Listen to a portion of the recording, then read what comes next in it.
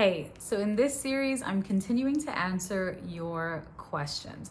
And today's question is this one. So I've studied English in school for many years, but I still cannot speak. Why is that? I've gotten this question very often from so many of my students and from a lot of you over on Instagram. So today we are going to discuss why you may have studied English in school or why you may have studied for many years as a child, but you cannot speak fluently or confidently now.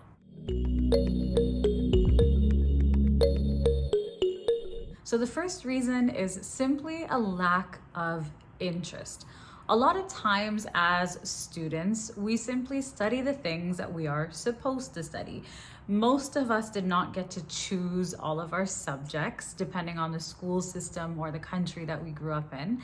So learning English in school may have been an obligation for you, and you might not have been interested in it at that time. You may have seen English as a waste of time. You might have thought that it was useless. You might have thought, what am I actually going to use this for? When am I going to speak English? Nobody in this country speaks English, right? When I was a child in school, I had to learn French as part of the Canadian curriculum. And unfortunately, at the time, that was my mentality. I thought, what do I need this for? When am I going to use French? Everyone in Toronto, where I'm from, speaks English, so I don't really need to learn French. That is a very unfortunate mentality because as a child, I did not understand or I did not think about the fact that learning a second language and speaking a second language would in fact open doors for me and create opportunities for me in the future. I was just thinking about it as a subject in school at that moment.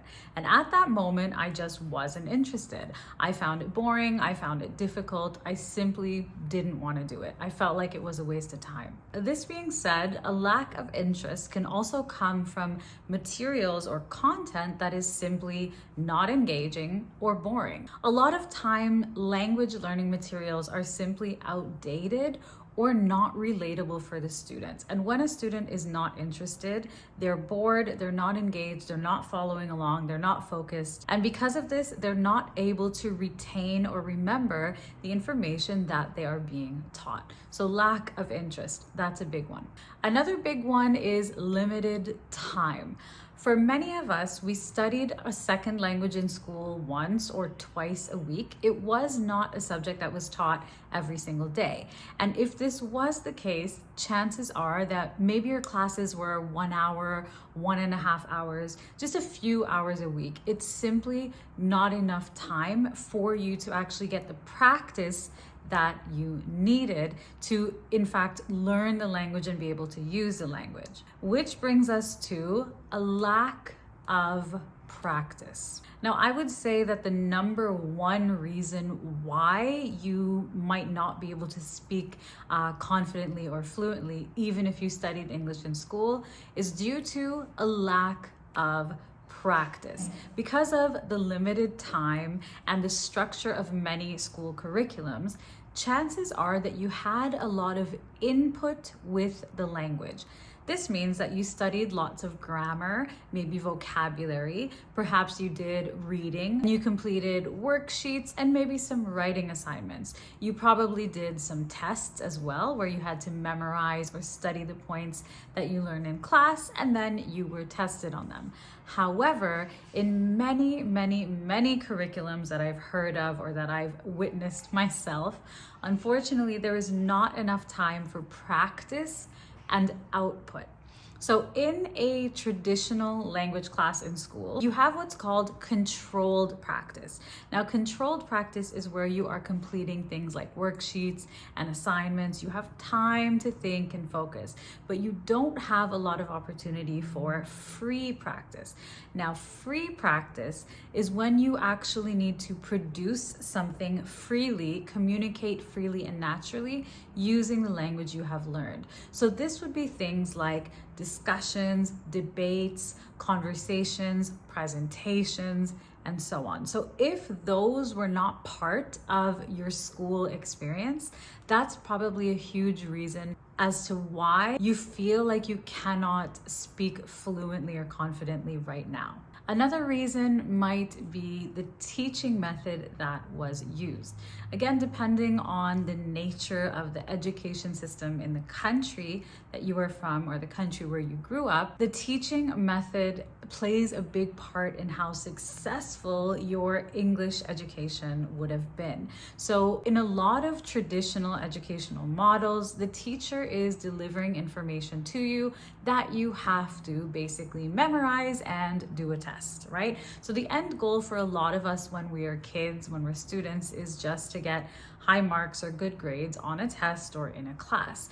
We lack this understanding of the bigger picture or the future, as I mentioned was the case for myself. So if the teaching method for you was one where the teacher was delivering information, you were trying to remember it, this means you weren't really involved in the learning process. You were just receiving information rather than actually using that information or doing anything with it, right? It was just information that you were temporarily memorizing in order to do an assignment or in order to do a test. So teaching method plays a big part. It's also important to remember that all of us actually have different learning styles, and a lot of education systems back in the day did not take this into account. There was one way of learning, one way of testing, one type of assignment, and so on. Now, I think there are some improvements being made in some of the education systems that are taking the different learning styles into account.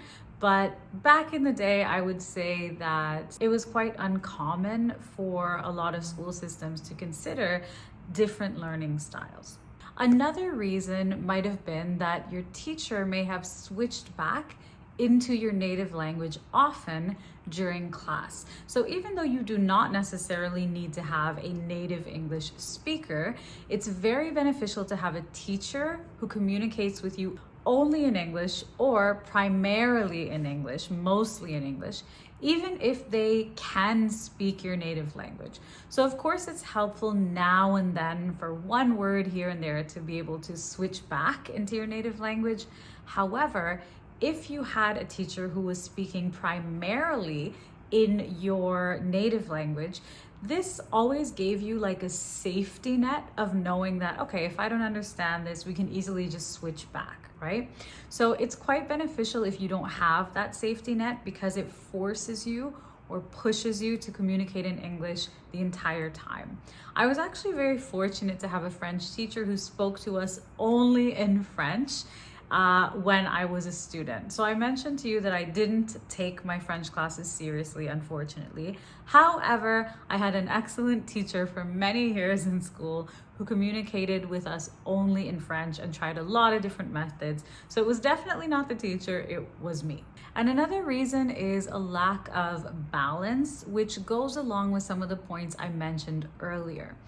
A lot of our classes, our language classes in school, were quite unbalanced. They focused very heavily on one or two skills, usually on grammar and vocabulary, and not at all on the other skills that are necessary in order to communicate fluently.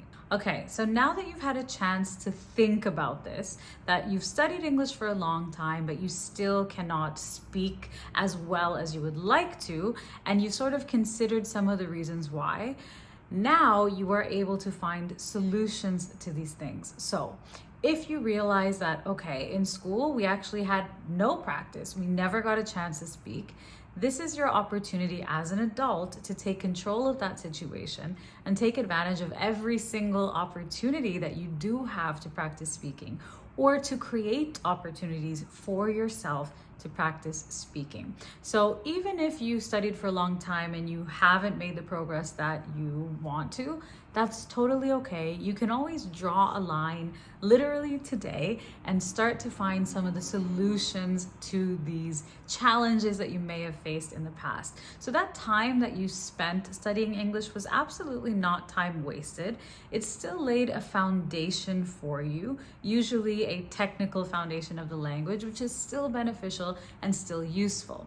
So I told you that I wasn't the best French student, but I still do have an understanding of the language. And when I hear people speaking French, I can understand a lot of what they're talking about, or a fair amount of what they're talking about. However, I cannot engage in a conversation, I cannot respond, I cannot speak fluently, but I do have a foundation. I have a basic understanding. So don't feel like your time was wasted, even if you are not where you would like to be right now.